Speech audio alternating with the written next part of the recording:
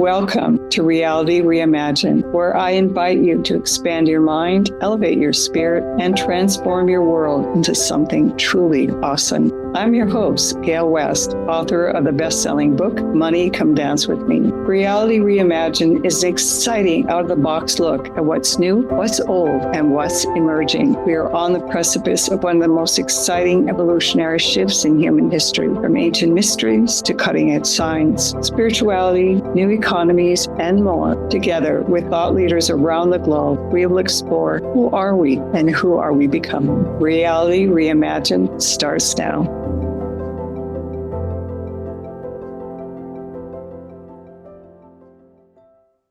Hello, welcome to Reality Reimagined. I am your host, Gale West, and I have with me my beautiful husband, Mark Herwick, who together we're going to gift you the wisdom of the Akashic Records, the records of our soul, and I'll explain what that is.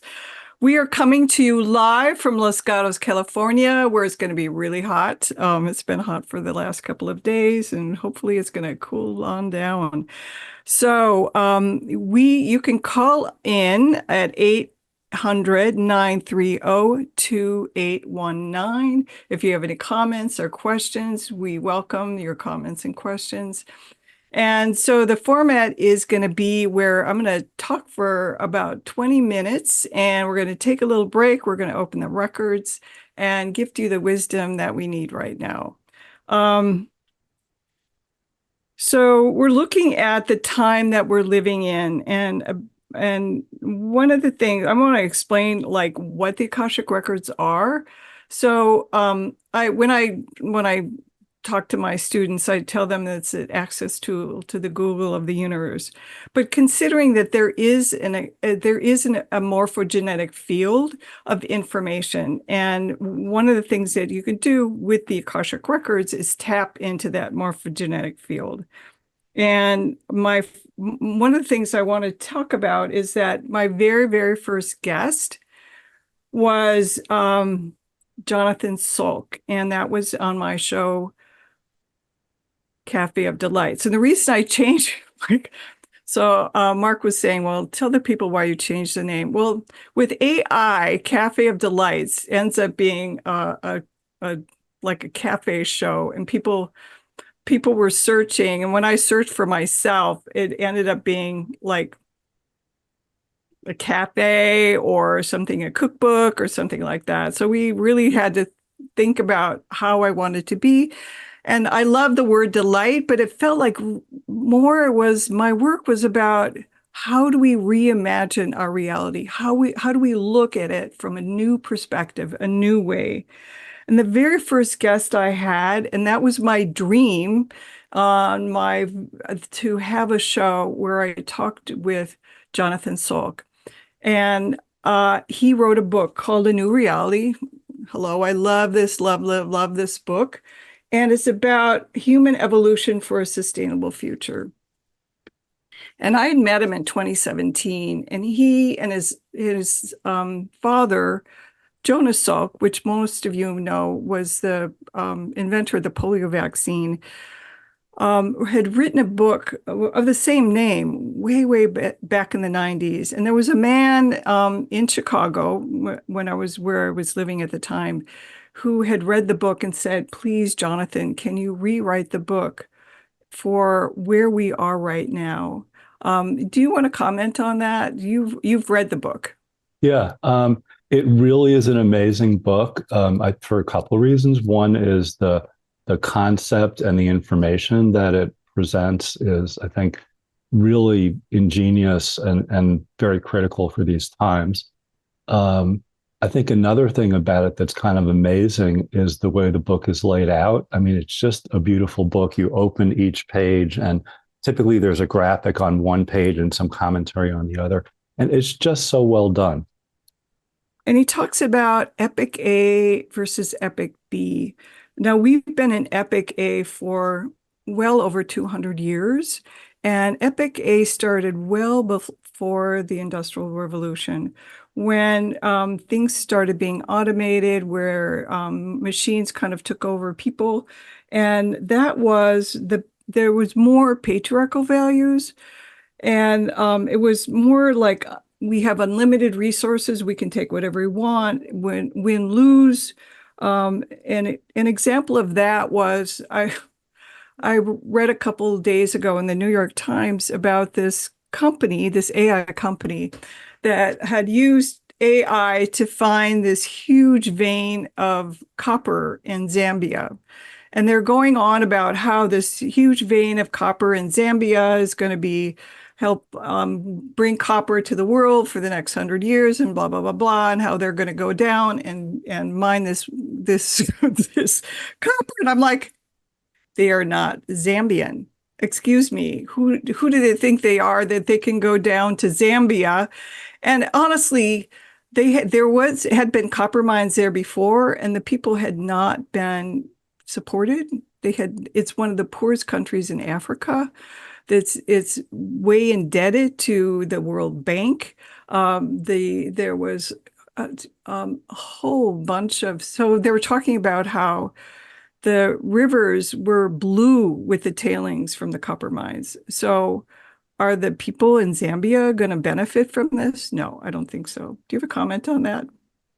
Um, Sad but true. Yeah.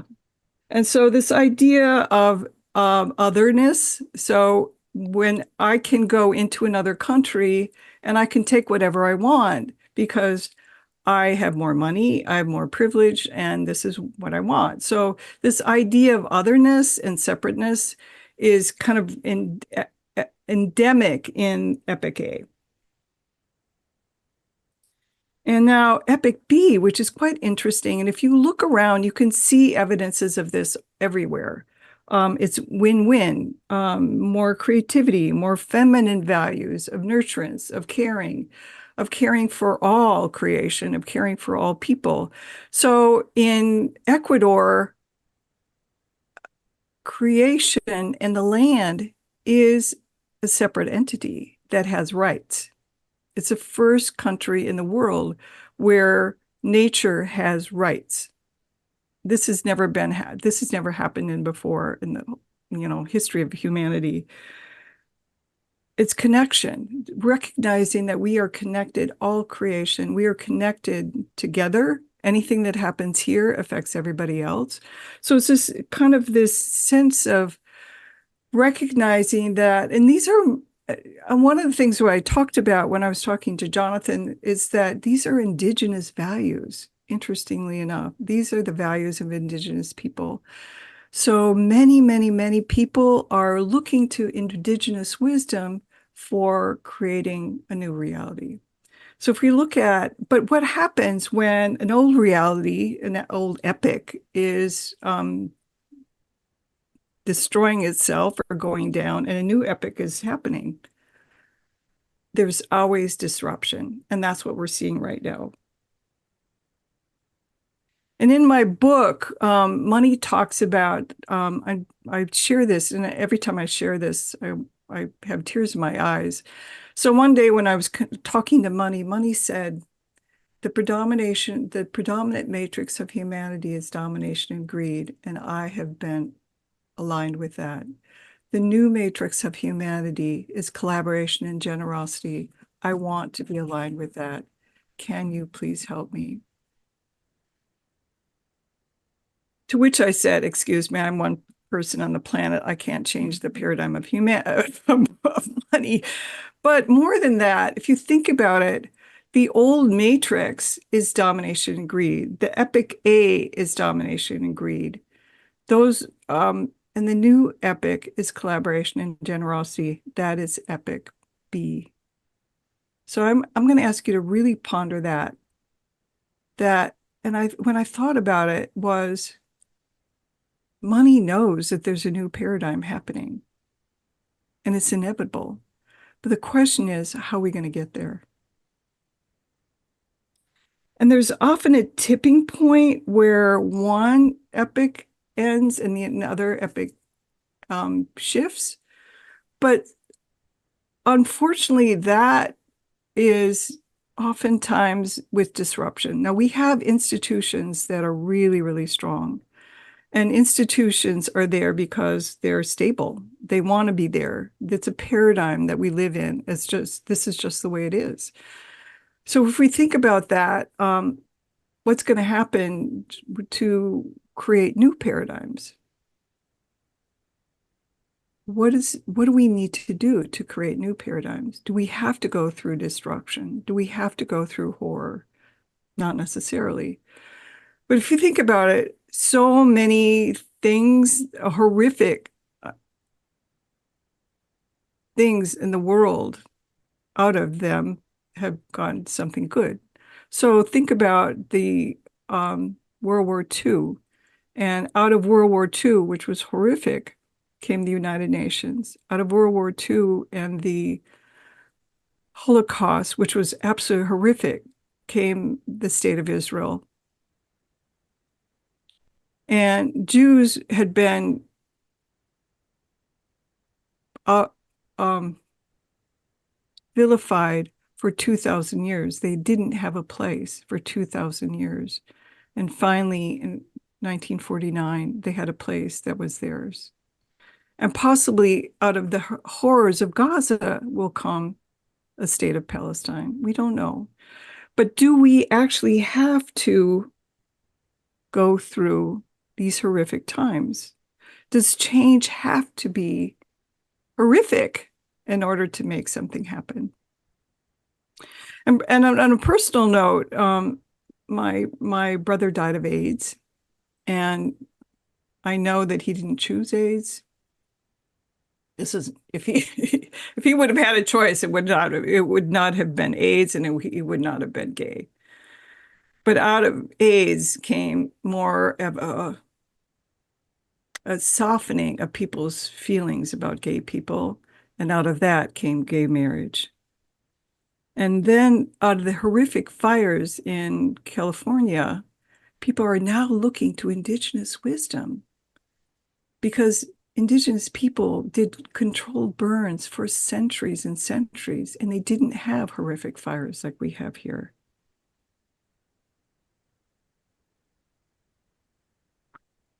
So oftentimes predictions are set up that if this thing happens, this terrible thing's going to happen. So I remember when I was, so there's a story of Jonah in the Bible. Can you tell, you know more about the story of Jonah in the Bible? Well, everybody knows about Jonah and the whale. But what about the other Jonah parts of it? It's the same Jonah. Yeah, it's the same Jonah. Okay, tell Yeah. us about Jonah. What happened with him? Well, yeah. So there were more than a few prophets that argue with God.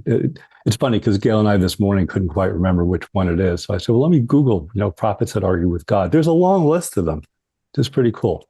Jonah was the prophet that was really, really upset because after, getting spewed back by the whale, he went around and talked about all the destruction that was going to happen if people didn't change their ways. And, so people rent their garments and, all the things that in the Bible, people do to show remorse and change. And as a result, God changed his decree, which really upset Jonah because it really undercut his credibility. He'd been going around saying, if you guys don't do these things, the world's going to come to an end, and it didn't. So that's the story as I recall it. I'm sure there are people listening to this that know way more about that than I do, but that's my impression of the story. So I remember, oh God, when was it, in the 70s or the 80s? There was this book about the 90s and how these earthquakes were going to take over, and they had all these prophecies that told about the earthquakes, and that they were going to, like California was going to go into the ocean, which is many people have prophesied that California is going into the ocean. So, but it didn't happen. Now, why didn't it happen? It's possible that there's enough people that there's a tipping point that we don't have to go through that destruction. There's enough people that have shifted their frequency to a higher level of consciousness that we don't necessarily have to go through that destruction, because it's really important to recognize that the earth responds to our thoughts, responds to our actions, responds to who we are. So when we look at climate change, things can be a tipping point in like a moment. We can change these things. So when our current president stepped down, I don't there were I was in a retreat, and except for one person who was terrified, everybody else said, "Oh my God, it feels like a portal opened up, like something shifted, something changed." There was not necessarily that the president, the not person that's being nominated, Kamala Harris, is going to be elected, but there was like a possibility that something could change, that there could be a tipping point, that things could happen in a moment. Like I remember as a kid, we were praying for the Iron Curtain of Russia to come down, for like it never seemed possible. And then one day, the Berlin came down, and everybody's going, "How did that happen?" Because there was a tipping point where it was the time. There was a time for that to change. And everybody before that said, "This is just the way it is." And all of a sudden, things changed. So is it possible that we have to go through this change? Does it have to be destruction? Does it have to be pain and suffering and sorrow? So when you come back, I'm going to talk a little bit more about, we're going to open the records and see what kind of wisdom that we have, because it feels like there's a critical choice point for us as human beings. What are we going to do? What is ours to do to create this new tipping point, to create this new change, to begin to bring that new reality? Does it have to be destruction? Does it have to be pain and suffering and sorrow?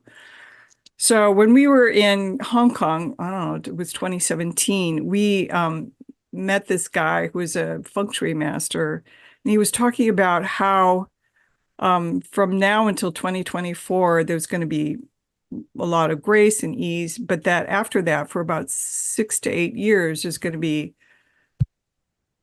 killing in the streets. There's going to be a lot of destruction, and out of that will come peace on earth. But does it necessarily have to be true? Does it necessarily have to be what we choose? Can we choose another path? So when we come back, we're going to have wisdom from the ages, from the A field of the guides and helpers on behalf of humanity. And this is New Reality. I'm Mark Herwick. Do you want to say anything? No, let's go to break. Okay.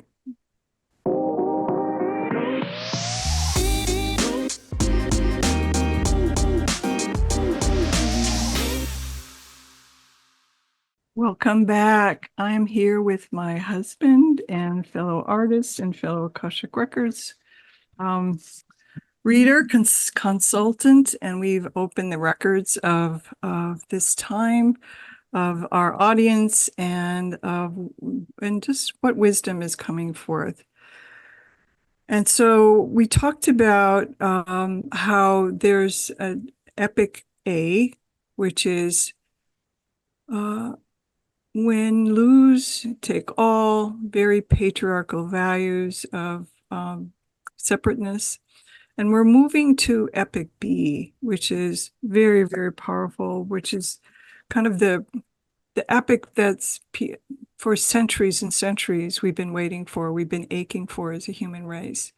And that is the epic of where we connect to more indigenous values, recognizing that we are all one, that we are all connected together, not only as human beings, but with all creation, recognizing that, and more feminine values of nurturance, of caring, of creativity, of intuition, win-win.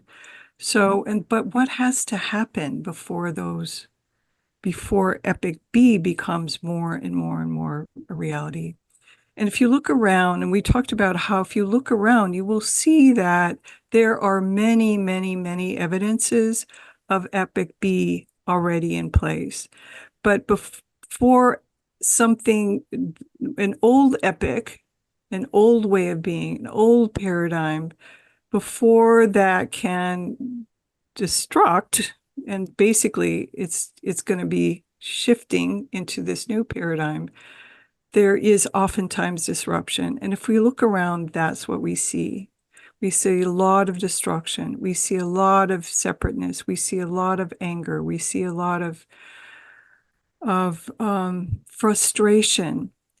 And some of that has to do with the a lot of intuitives and healers and psychics and people that are attuned to frequencies are very aware that there are higher and higher frequencies on the planet. So when we now, what is a frequency? It's an energy. It's energy that is. So I don't know if you think about what does it feel like to go into a room and have people be angry and or sad? That has a particular frequency that is lower. And then when you're in a room where people are happy, where they're caring, where there's nurturance, that is a frequency, we can feel it. That has an energy that is higher. It's important to recognize that all our thoughts are sent out into this electromagnetic field. Our heart has an electromagnetic field that extends way, way out from our body, even more so than our brain. And that those are energies that we send out into the field, and they vibrate with other energies. And so recognizing that when we think about what we think about, that affects not only ourselves, but also out into the field. Do you have something to say here, Mark? Um, Keep going because there's some other stuff that came up when I opened the records, but it's not that directly related to what you just been speaking about. And I want to share with you again, we are coming live to you from Los Gatos, California. And if you want to comment, if you want to have a question, it's 800-930-2819. And that again is 800-930-2819. So I shared before we took a break that that this feng shui master that we had met, and feng shui it means wind and water. And wind brings change, and water also is moving. Both of those are moving. And so in Asia, that is a way to look at not only how of the placement of land and the placement of it was started by how do we where does the most suspicious place to bury our ancestors, because the ancestors are really, really important. So, and then it was like, okay, can we create auspicious places for our homes? But it's also about so the person that had hired the feng shui master to talk was interestingly an MIT was the president of the MIT Club of Hong Kong. And he said that he uses this man to predict what's going to happen in terms of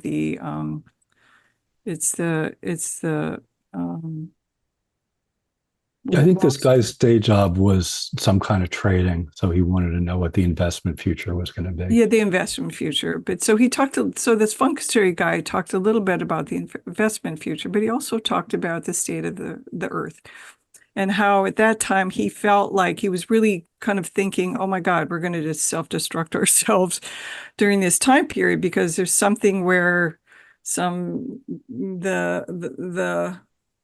lion is eating something, whatever that's going to happen. But he found that out of the 6 or 8 years of this time period, that out of that would come world peace. And so he was telling people to move to New Zealand. So Mark and I were going, okay, let's check out New Zealand. Let's check out Tasmania. But we're here in California, and we're not going to bail on people. But then the question becomes, do we actually have to have this level of destruction? Do we have to actually have killing in the streets to have a change? I don't think so. I don't think so.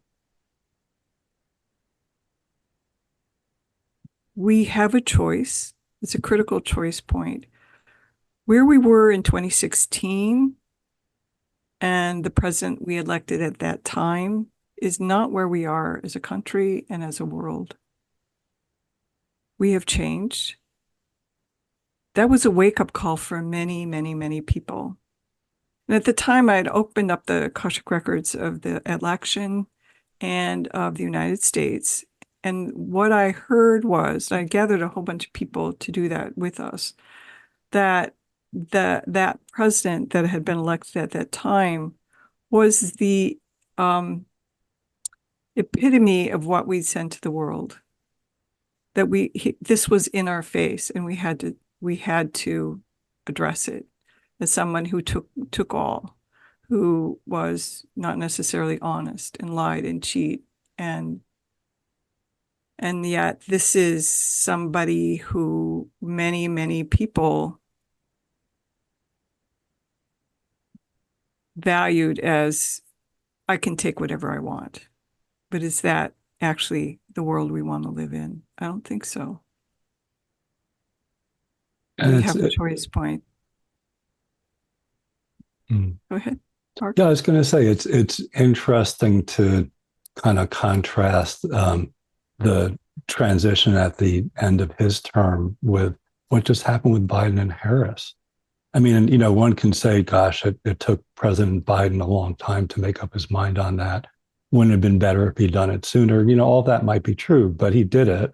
And you know, he's been reflecting about it in interesting ways. New York Times headline this morning was him talking about it's time for a new generation to come.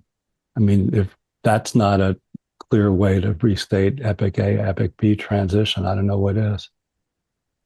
Yeah, and I think about when I was in China, and this was when Clinton and Obama were in the primaries. I was there with a friend of mine who was Chinese and another friend of mine who was from the UK, and I was reflecting on whether we as a country were more racist than sexist, or more sexist than racist. And at that time, which was when was he elected? 16. 2006? No, not Obama.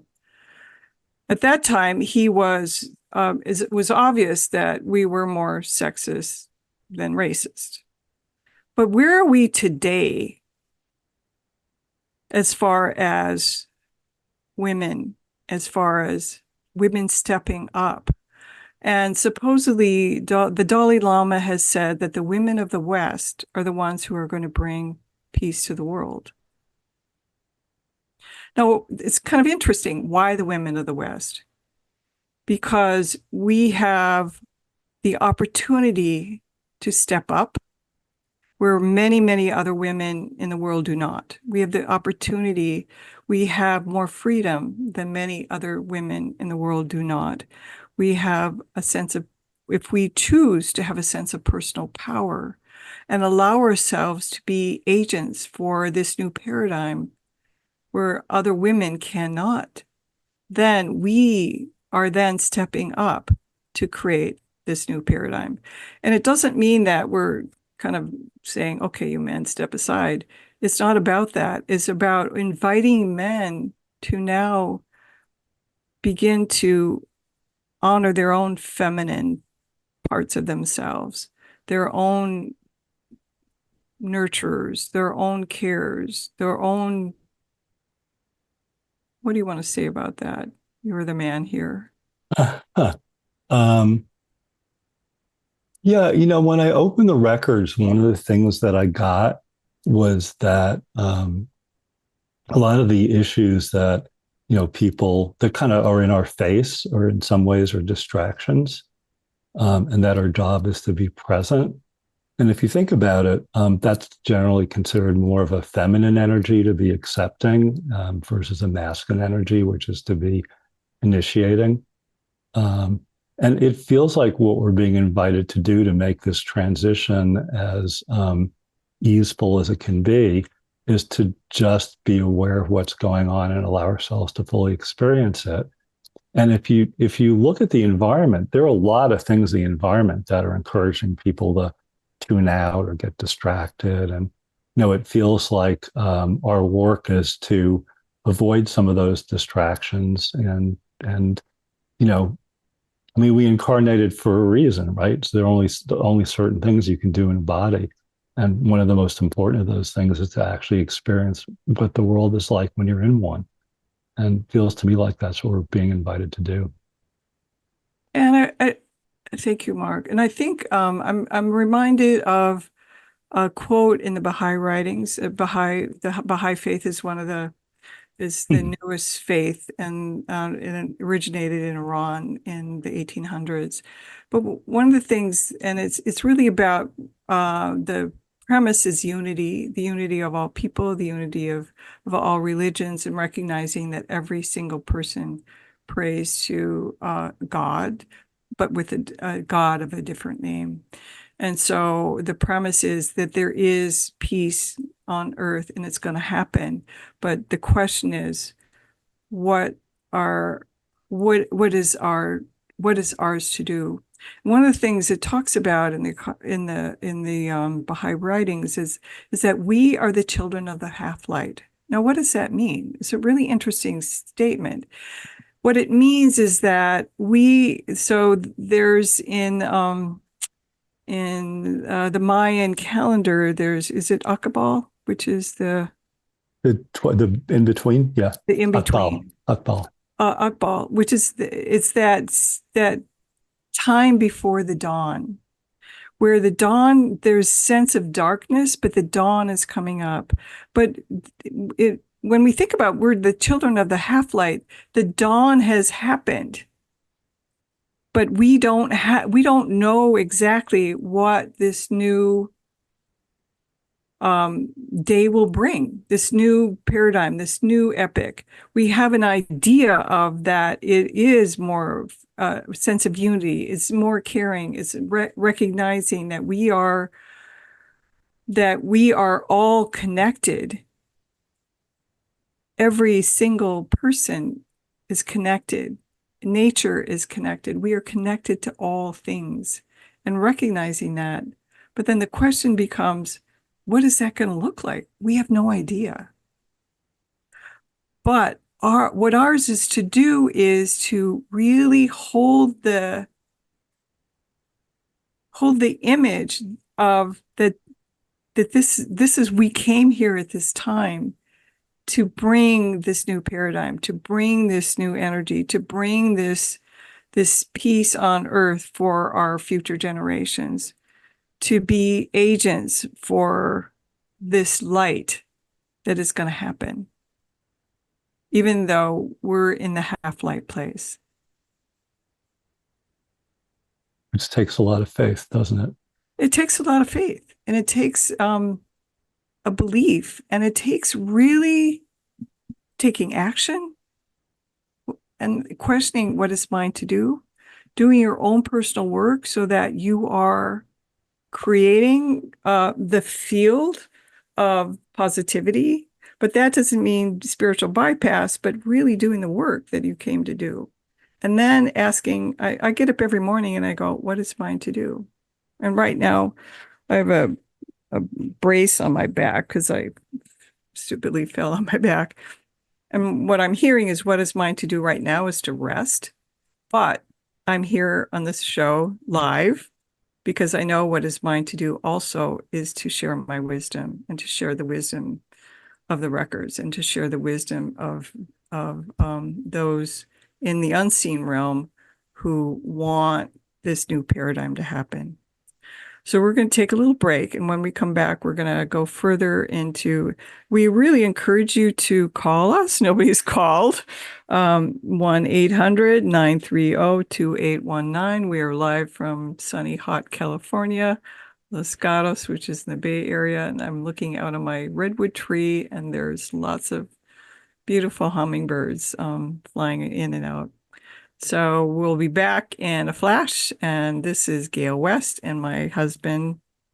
Mark Herwick. And this is Reality Reimagined.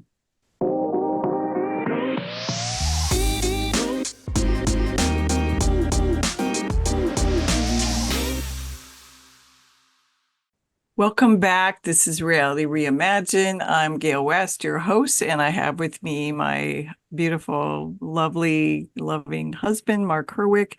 We've opened the records of the Akashic records of this time period of you, the show, and giving you the wisdom that might be needed at that time. And again, we are live, and the number is 800-930-2819 if you want to call in, if you have any questions.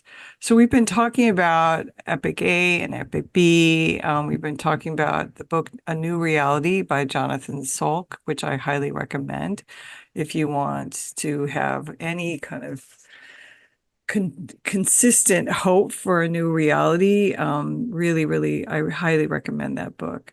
So we talked about how Epic A is started before the Industrial Revolution. It's win, lose, take all, unlimited resources, and very much more patriarchal, old paradigm values. And Epic B is win, win, lose, win, win.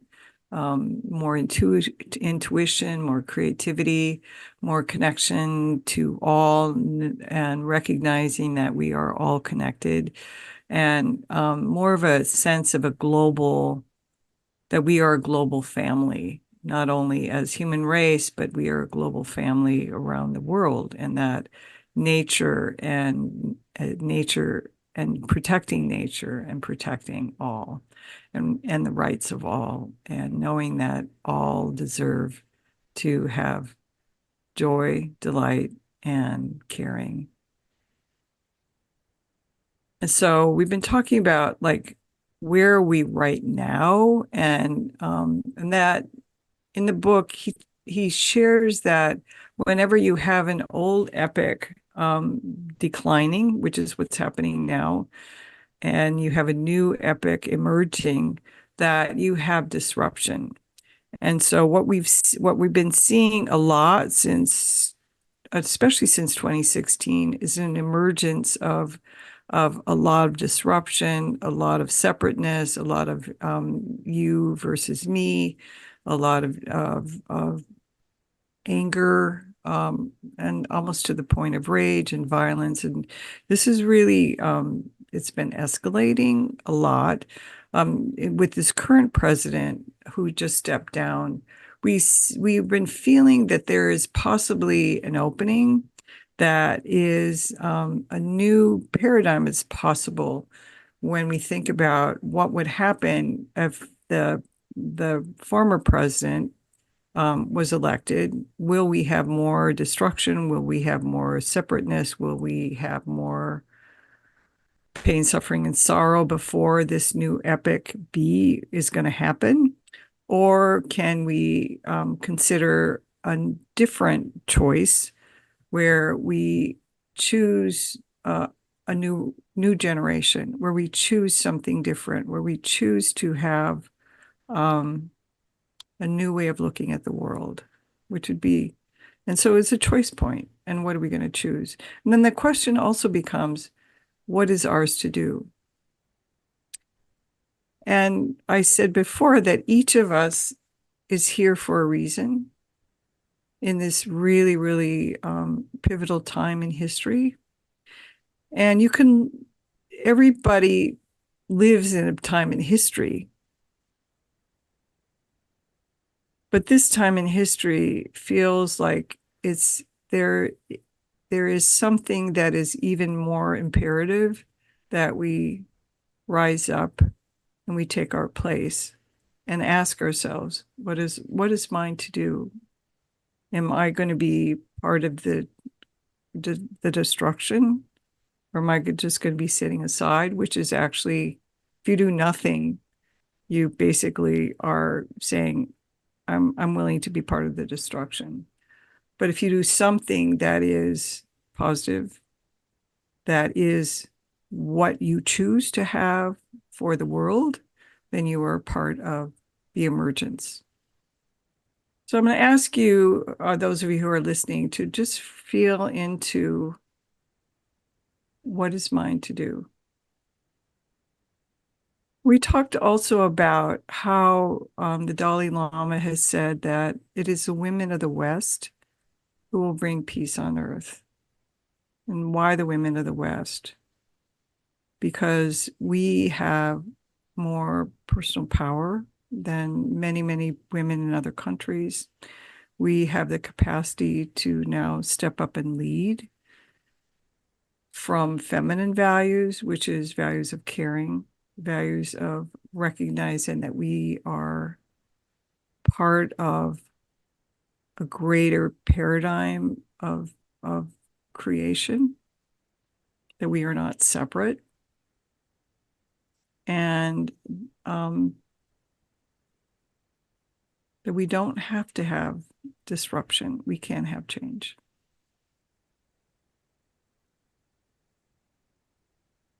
And do you have any comments, Mark? Yeah, I just was listening to you speak. I don't know why this story keeps coming to my head, but I've got the records open, so maybe that's why. Um, it makes me think about situations where there's a black and a white, and it feels like you have to choose one of those two. And, genius often shows up in realizing there's a third choice. And the example that comes to mind, maybe because, we started with a biblical reference, is once upon a time we were interviewing rabbis for a synagogue I was in. And, there'd been an issue where the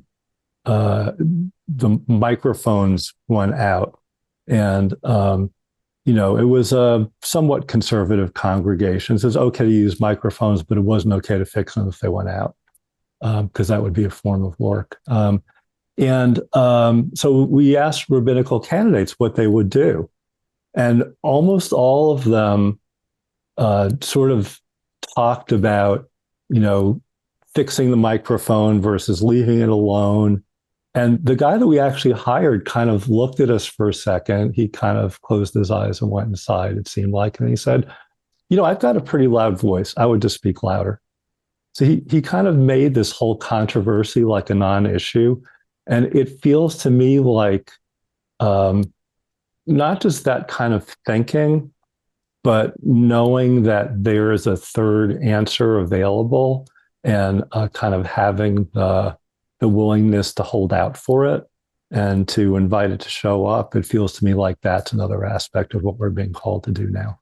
Yeah. And so, taking action, it's really important to, we live in a third dimensional plane, and taking action on behalf of caring in our locally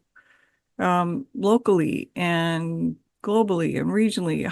What is any little action that is caring, that is loving, that is kind, reaching out to our lawmakers and encourage them to pass laws that are caring and kind, and really, instead of sitting. And I think there's a way in which we wait for some big person out there to lead us, and this is not the time for that. This is the time for us to come together in collaboration, and recognizing that this is not about having one leader that's going to be leading the planet. This is about us together, allowing ourselves to be in community, in caring, and having our voice be heard in a bigger way. And I love the woman who started Americans of Conscience, Jenna, I think it's Jenna Hoffman, where in 2016 she became really upset at what was happening, and she decided to just do an email that was about action steps that people could take that would be for democracy, that would be for caring, that would be for good, that would be allowing the values that we hold of caring and good for all to be in our foremost thoughts, that this is what we're going to take action on our behalf.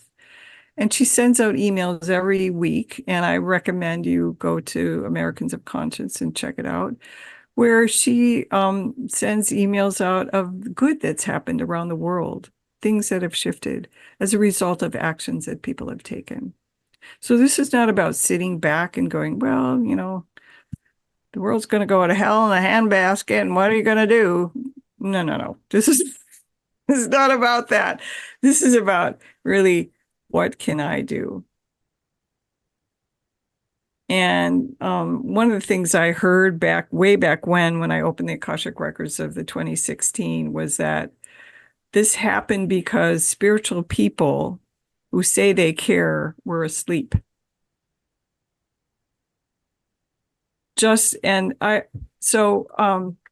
My friend who was with the Dalai Lama at the time said that somebody had said, is it good for us to pray for peace, O Dalai Lama? And he said, if all you do is pray for peace and you don't take action, no. But if you pray for peace and you take action on behalf of peace, yes.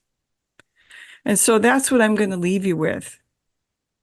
Pray for this new paradigm, the epic B, to be a reality quicker than we think.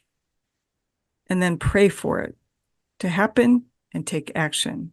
Whatever action is yours to do, that's all you need to do. Just what is mine to do? What is mine to do? And on that note, we're going to leave you. We have a couple minutes left. I am Gale West, and I wrote the book, Money Come Dance With Me, where I literally about changing the paradigm of money from collaboration from domination and greed to collaboration and generosity. And you can reach me at successwithsoul.com. And Mark Herwick, you want to share your work?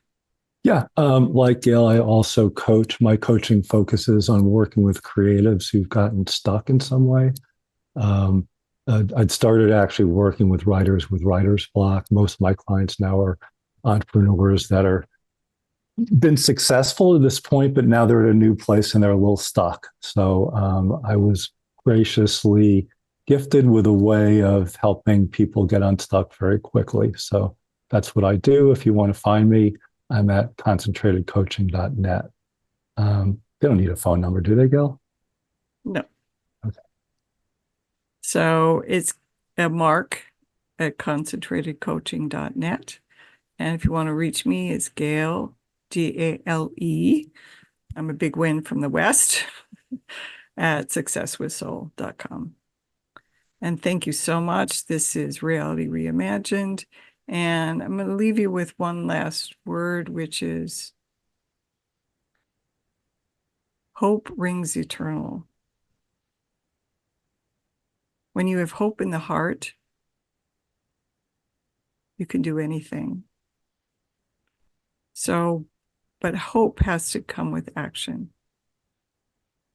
And just really in the morning, just ask yourself, what is mine to do today to bring this new paradigm of collaboration and generosity, to be knowing that we're the children of the half light, to bring the light more and more and more in alignment, and recognizing that darkness is not a force in and of itself. It's only the absence of light. It's only the absence of light. It is not a force. And on that note, I'm Gale West, and this is Reality Reimagined. Thank you for tuning in, and have a lovely day.